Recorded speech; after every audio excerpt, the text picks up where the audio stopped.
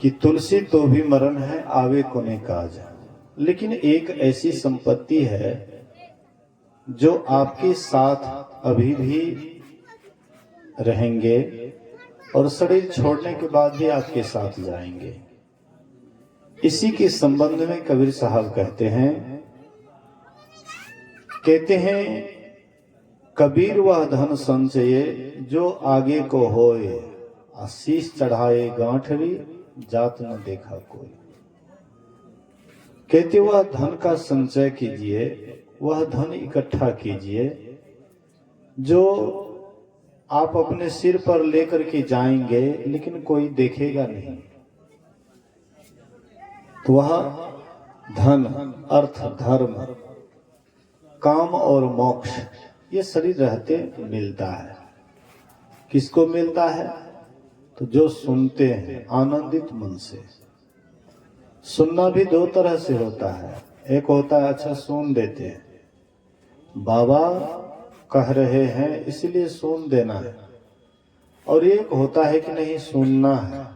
दोनों में आसमान धरती का फर्क है। अगर कोई सोचता है कि सुन देंगे, सुन देते हैं, तो अपने जीवन में कभी कुछ आगे नहीं बढ़ पाएगा, कुछ नहीं कर पाएगा। लेकिन जो सुनते हैं आनंदित मन से, हम आप देखते हैं संसार में कोई भी काम हम आनंदित मन से करते हैं तो उस काम में सफलता मिलती है। कितनों कठिन से कठिन काम है लेकिन आनंदित मन से करते हैं तो वह काम में बड़ी सुलभता के साथ हो जाती है। शरीर पर भार भी नहीं बुझाता है, माथा पर भार भी नहीं बुझाता है और एकदम आराम से हो जाता है। ऐसे ही सत्संग कोई भार नहीं है। लोग सोचते हैं कि सत्संग एक भार है, इसलिए सत्संग में जाएंगे, एक भार रहेगा कि सत्संग में जाना है, सत्संग करना है। अरे भैया, सत्संग भार नहीं है। सत्संग भार उतारने के लिए होता है, भार ऊपर से डालने के लिए नहीं, भार उतारने के लिए होता है। हम संसार में बहुत भार लिए हुए हैं, मोह ममता का इतना भार लिए हुए हैं, धीरे धीरे माथा उससे दबते जा रहा है। लेकिन ये सब भार उतारने का काम ये सत्संग करता है। आपका सब भार उतर जाएगा, आप एकदम निश्चिंत हो जाइएगा, शांत हो जाइएगा, स्थिर हो जाइएगा। आपकी सारी चाहना चली जाएगी। अगर मन लगा करके सत्संग कीजिएगा तो मन से चाहना चली जाएगी, और चाहना ही तो सभी दुखों का जड़ है। जिनके मन में जितनी इच्छा है वह उतना बेचैन है, जिनके मन में जितना कम इच्छा है वह उतना शांत है। जिनके मन में थोड़ी सी भी इच्छा नहीं है वो एकदम शांत है। चाह गई चिंता मिटी, चाहना के अंदर चिंता होती है, और जब चाह ही चली गई तो चिंता मिट गई। मनमा बेपरवाह, मन को कोई परवाह नहीं, एकदम निश्चिंत हो गया। जाको कछो न चाहिए सोई शहंशाह। जिनके अंदर कुछ चाह नहीं है वह बादशाहों के बादशाह शहंशाह है। इसलिए कहते हैं पहले सुनिए, आनंदित मन से सुनिए, भार मत समझिए, इसको भार मत समझिए, आनंदित मन से सुनिए, खूब प्रफुल्लित मन से सुनिए, प्रसन्न मन से सुनिए। और ये मत सोचिए कि हम सत्संग में आए हैं तो मेरा काम बिगड़ जाएगा। ऐसा कभी मत सोचिए कि हम समय दे रहे हैं सत्संग में, मेरा काम बिगड़ जाएगा, इतना देर काम नहीं होगा। क्या पता आप जो करते हैं आपसे भी कोई करने वाले विशेष हैं। आपके मन में विश्वास होना चाहिए, हम जो करते हैं हमसे भी कोई करने वाले विशेष हैं। संत शिशु बाबा कहा करते थे, बड़े एक सत्संग मंदिर बनाए।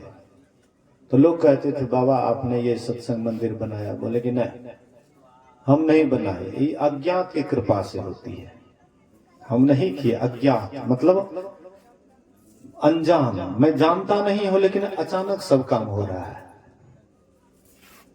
आपके अंदर में भी जब इस तरह का भाव आ जाएगा कि हम कुछ नहीं कर रहे हैं, ऑटोमेटिक हो रहा है, कोई करने वाले और हैं। अगर आपके दिमाग में ये बात आ जाए तो देख लीजिए आपका मन कितना शांत हो जाता है, कितना स्थिर हो जाता है। लेकिन हम अपने मन में जैसे ही लेते हैं कि हम ही करते हैं, जैसे अहंकार पैदा होता है कि हम करते हैं, यहीं पर आपको रुकावट हो जाता है।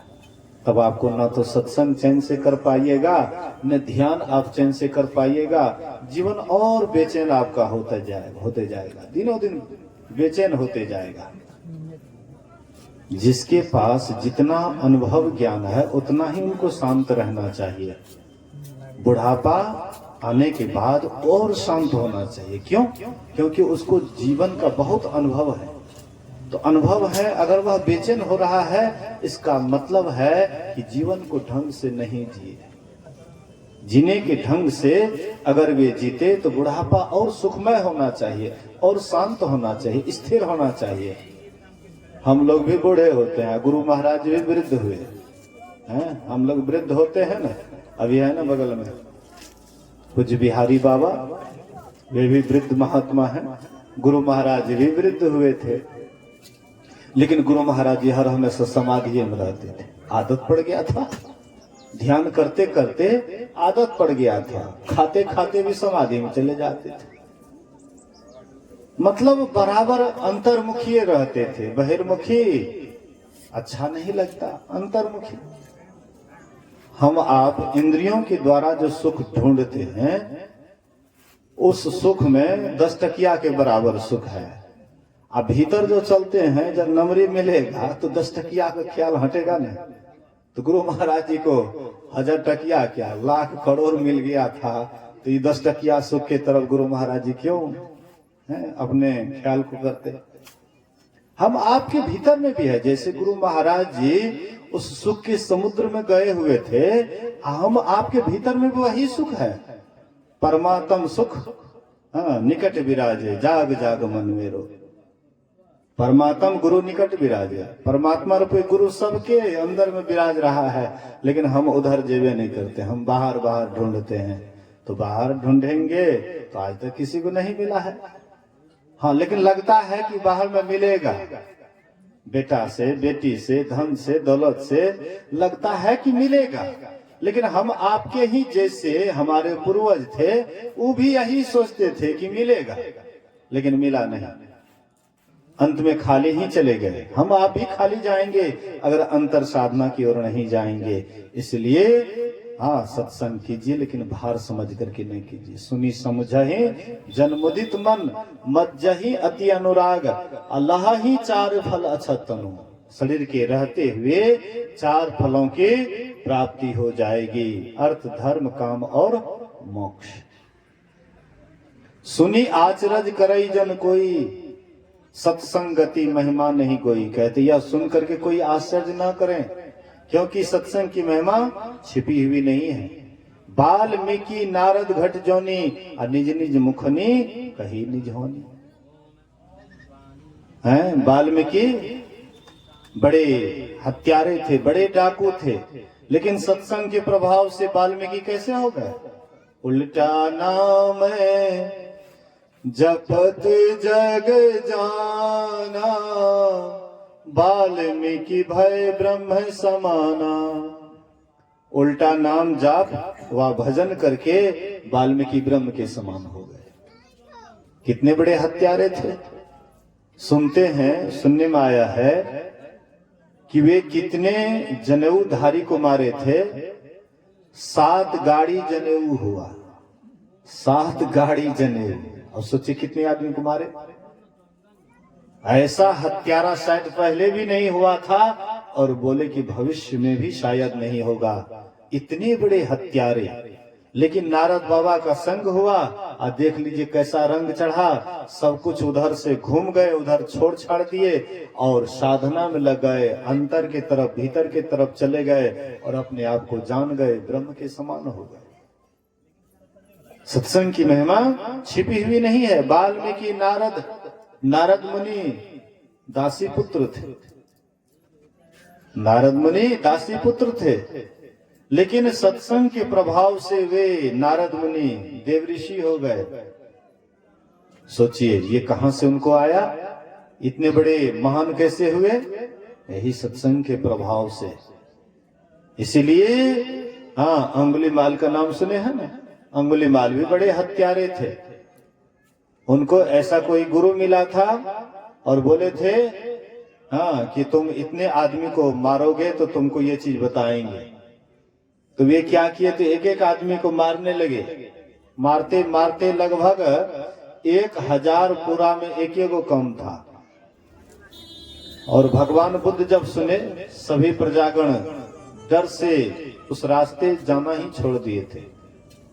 जब भगवान बुद्ध चलने लगे तो सारे पुत्र राजा प्रसेनजित कहते हैं भगवान उधर मत जाइए, बहुत बड़े हत्यारे हैं, आपको नहीं छोड़ेंगे। कहते हैं भगवान बुद्ध कुछ नहीं बोले, चलते रहे।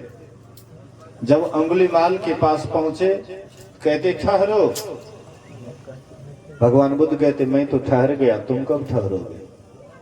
मैं तो ठहर गया पर तुम कब ठहरोगे?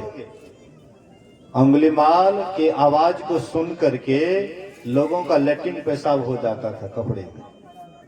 लेकिन आश्चर्यचकित होकर के देखता है कि आज तक मेरे आवाज में कोई आवाज नहीं मिला पाया। ये तो एकदम निर्भीक होकर के बोल रहा है, थोड़ा सा भी डर नहीं लग रहा।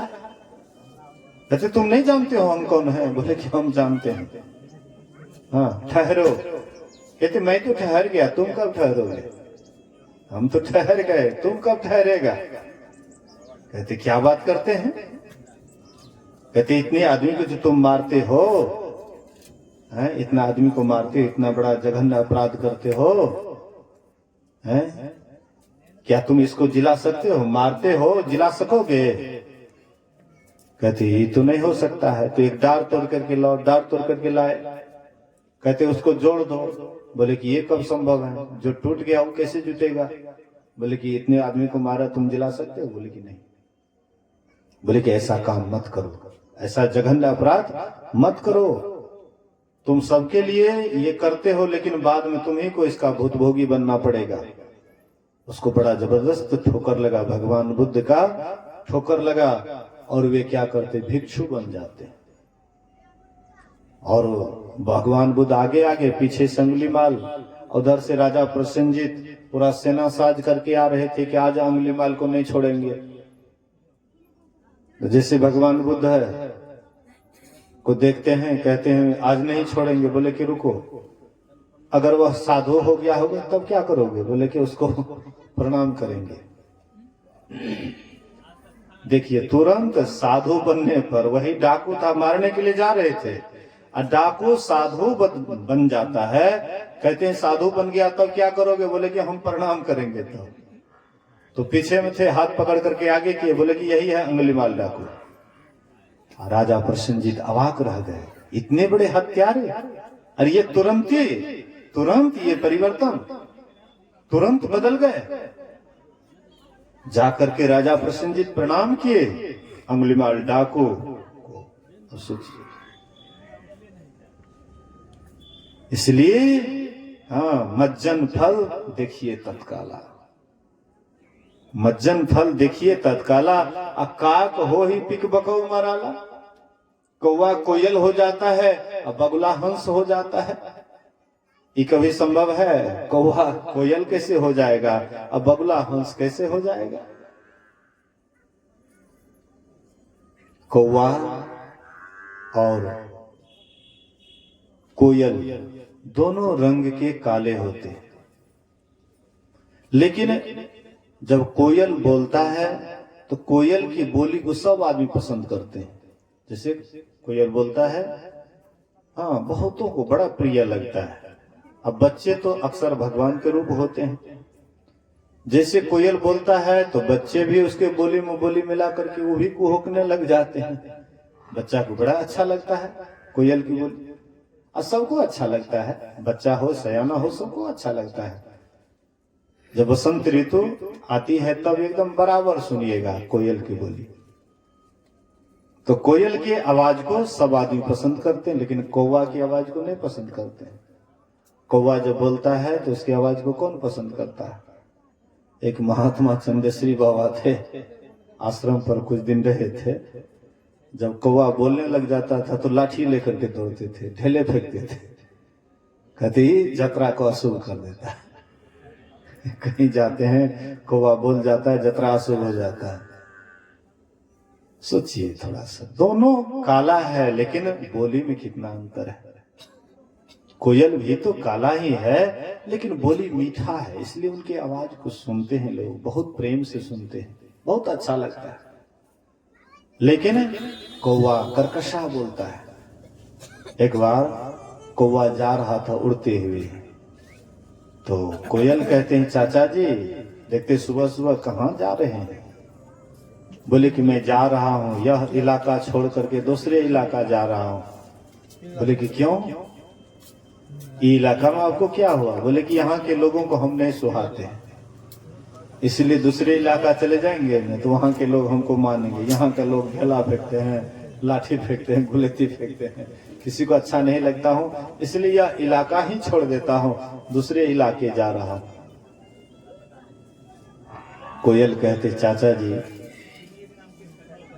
आप चाहे इस इलाका में रहिए, चाहे दूसरे इलाका चले जाइए, लेकिन जब तक आपके अंदर में कर्कशा वचन रहेगा, वाणी रहेगी, तब तक आपको कहीं भी जाइएगा तो वही दुत्कार पाइएगा, फटकार पाइएगा, लाठी ढेला ही पाइएगा। अगर आप इससे बचना चाहते हैं तो बस वाणी बदल दीजिए, मीठी वाणी बोलिए, मन का आपा खोए, औरों को शीतल करें, आपहु शीतल होए। तुलसी मीठे बचन ते सुख उपजत चहु और, अवशीकरण यह मंत्र है, तजिदे वसन कठोर। कहते हैं दूसरे को वश करने के लिए ये सबसे सरल मंत्र है मीठी वाणी। क्या लगता है इसमें, कोनो खर्चा लगता है मीठे वचन में?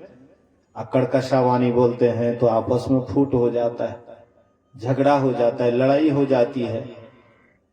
जहां लोग सहने की कला जानते हैं वहां पर परिवार में भी स्वर्ग उतर आता है, और जहां सहने के लिए नहीं जानते हैं वहां पर नरक उस परिवार में बुझाता है। एक दूसरे को देख करके मुंह मोड़ लेते हैं। इसलिए तो कौवा और कोयल में केवल वाणी का फर्क है, रंग का कोई फर्क नहीं। फिर हंस भी सफेद होता है और बगुला भी सफेद होता है, लेकिन बगुला क्या खाता है? तो मछली खाता है, और हंस मछली नहीं खाता है सफेद ही, लेकिन मछली नहीं खाता है, वह दूध पीता है। तो दोनों में रंग रूप का दोनों एक ही हैं, लेकिन दोनों के दोनों सफेद ही हैं, लेकिन दोनों में थोड़ा अंतर है, खान पान का अंतर है। इसलिए गुरु महाराज कहते हैं, खान पान को प्रथम संभालो, सब रस रस सब अवगुण मारो। खान पान को संभालिए। खान पान संभालने से मतलब है जो मनुष्य के लिए खाना है वही खाना खाना चाहिए, और जो मनुष्य के लिए नहीं है वह नहीं खाना चाहिए। मांसाहार मनुष्य के लिए नहीं है और पशु के लिए है। गुरु महाराज जी के प्रवचन में मैंने पढ़ा कि अगर तुम्हारा खान पान मनुष्य जैसा होगा तो तुम फिर मनुष्य शरीर में ही आओगे। अगर तुम्हारा खान पान मांसाहारी जीव जंतु की तरह होगा तो तुम्हारा जब यह शरीर छूटेगा तो तुम उसी मांसाहारी जीव जंतु में जाओगे, क्योंकि मनुष्य शाकाहारी प्राणी है, मांसाहारी नहीं है। तो इसीलिए कौवा कोयल और बगुला और हंस ये सब रंग के एक ही होते हैं, लेकिन दोनों में अंतर होता है। इसी तरह से हम आप भी अपने खान पान को संभालते हुए और सत्संग ध्यान करें। सत्संग से क्या नहीं होता है, आप मत सोचिएगा कि सत्संग करके देखे कहीं कुछ नहीं होता है। बाहर में चाहे परिवर्तन हो या ना हो, लेकिन अंदर से जरूर परिवर्तन होता है। इसलिए सत्संग से लागी रहो रे भाई, तेरी बिगड़ी बात बन जाए। सत्संग से लग करके रहिए।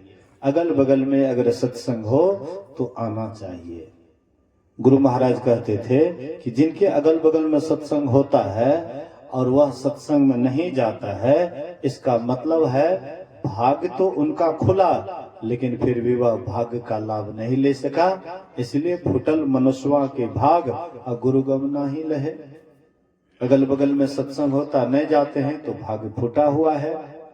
इसलिए सत्संग में आइए, सत्संग में आने से ही हम आपका परम कल्याण होगा। जिधर की बड़ाई सुनिएगा उधर आपका मन मुड़ेगा। अगर आप सत्संग ध्यान की बड़ाई सुनेंगे, सत्संग ध्यान की ओर मन मुड़ेगा। असंसारिक बात में तो हम लोग बराबर रहते हैं, अपने मन को बराबर डुबा करके रखते हैं। कहीं भी बैठते हैं तो संसार की ही बात करते हैं। तो संसार का छाप तो खूब पड़ा हुआ है, लेकिन सत्संग का छाप नहीं पड़ा हुआ है। तो सत्संग के पास बैठिएगा, सत्संग में बैठिएगा, साधु महात्मा के पास बैठिएगा, तब इसका रंग चढ़ेगा। सत्संग का रंग कैसा है? सत्संग का रंग बाहर में नहीं दिखाई पड़ता है, अंदर से सत्संग का रंग होता है। जिनको सत्संग का रंग लग जाता है उनको सत्संग ध्यान के बिना नहीं रहा जाता है। जैसे सत्संग का आवाज उनके कान में जाता है वे सत्संग में आ जाते हैं। इसीलिए सत्संग में आइए, इसी से हम लोगों का जीवन संवरेगा। अभी का सत्संग थोड़ा विलंब से शुरू हुआ, इसीलिए 5:06 हो गया है। अभी का सत्संग आरती के बाद समाप्त होगा, फिर कल से समय से सत्संग प्रारंभ होगा। इसी वचन के साथ बोलिए प्रेम से श्री सद्गुरु महाराज की जय।